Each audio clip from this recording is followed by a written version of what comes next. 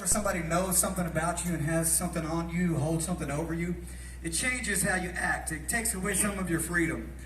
But Jesus said something to the guys in the room that were thinking these things about this woman. He said, you know, you're right. She sinned a lot, but I'm going to forgive every single one of her sins. And he said, I want to let you in on a secret. He said, to those that have been forgiven of a lot, they will love me a lot. Now, here's what I want to tell you. I've heard a lot of people come up to me and say, but Kevin, you don't know what I've done.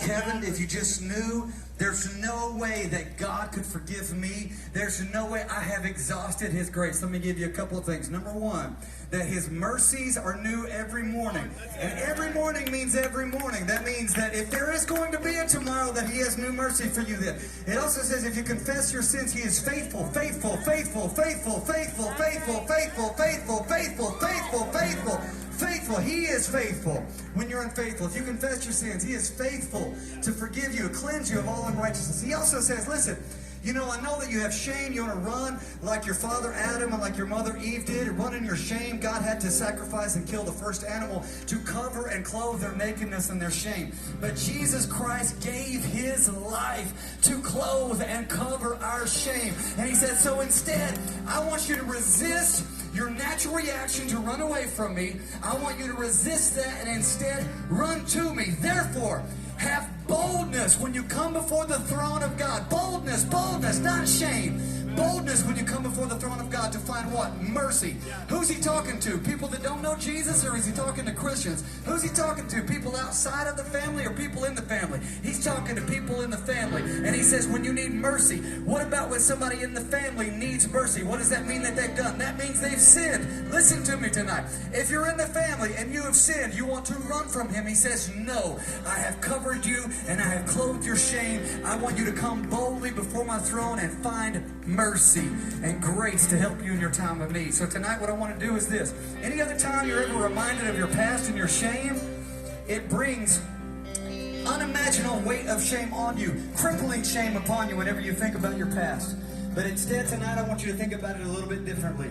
Instead of thinking about what you've done and how bad you are and how awful you are and how you just don't deserve God's love and all those kinds of things that I myself think from time to time, what I want you to do instead is think about all of the many sins that you've committed and think about Jesus' words. He says, if you've been forgiven of a lot, then you're going to love me a lot. So instead of thinking about it as a terms of bringing you shame, I want you to think of it in terms of how big your gas tank is, your capacity, and your ability to love God. Because for those of us that have been forgiven of a lot, we are going to love Him a lot. Even if everybody in the room is pointing their finger and judging at us, we'll say, I don't care what you think. He wiped away every single one of my sins. Therefore, I'm going to love Him. Even if everybody in here mocks me, judges me, they say, oh, look at him. Who does he think he is? They said, look at her. If Jesus really was a prophet, He would know what kind of sinner this person is. He says, I know exactly what kind of sinner she is, and I have washed and cleansed every single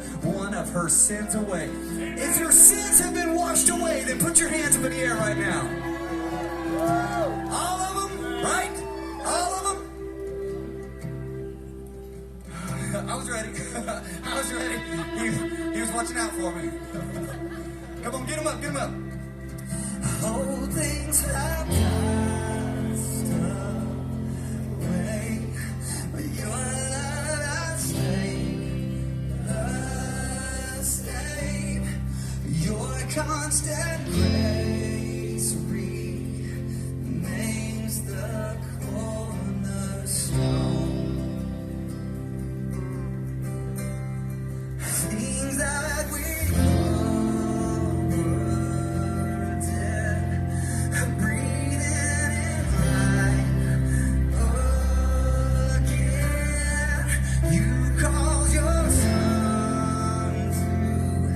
shine on dark